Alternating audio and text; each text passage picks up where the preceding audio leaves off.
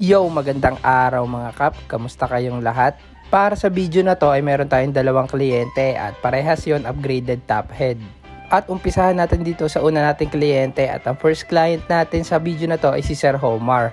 Siya ay client na rin natin way back 2021 pa yata at ayun, siya ay nagmula pa sa Padre Garcia. So naging client ko si Sir Homar last January 2024. Tapos yung dreadlocks niya makikita nyo sa unang part ng video na to, yun. Bali ang gawa natin sa kanya, i-undreads natin yung dreadlocks na yon.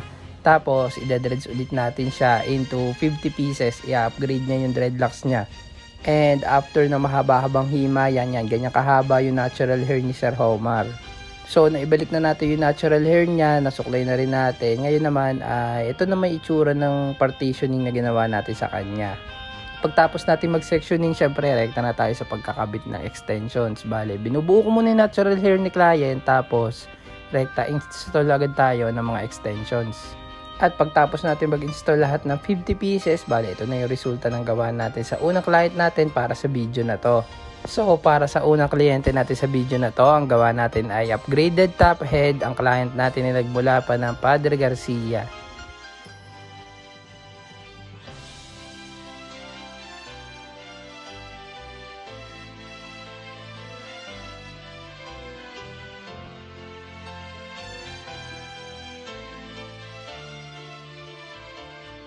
So, rekta naman tayo dito sa second client natin para sa video na to. Ang tropa natin na si Sir Jovil na galing pa ng Lipa City, Batangas.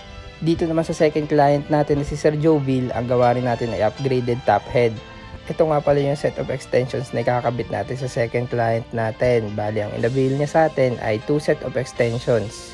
So, share ko lang sa inyo mga kap. Itong client nga pala natin ay nag-i-inquire na sa akin since 2020 pa, nung lockdown pa kami dito sa Lipa City, Batangas.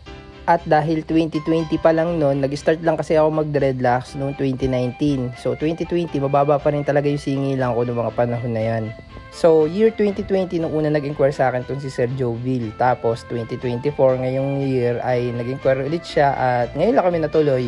Nakakatawa lang ding isipin na natuloy pa rin yung session namin ni Sir Jovil kahit na yung price range ko noong 2020 ay napakalayo na sa pricing ko nitong taon na to. Nag-start talaga ako sa baba bilang artist. Nag-umpisa ako sa singilan ng 2.5, 3K, 3.5, 4K pero hindi naman ako tipong garapal na pinopost yung pricing ko sa comment sections. Noong mga year 2019 to 2021, may tuturing ko yung sarili kong newbie pa noong panahon na yan. Kaya nakakahiya rin makapagsabayan sa pricing ng mga veterano.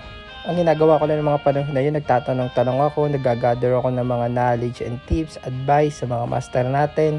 Nakikipag-collab ako sa iba't ibang artists. Tapos, ayun, nagse-self-study rin ako, nag-experiment.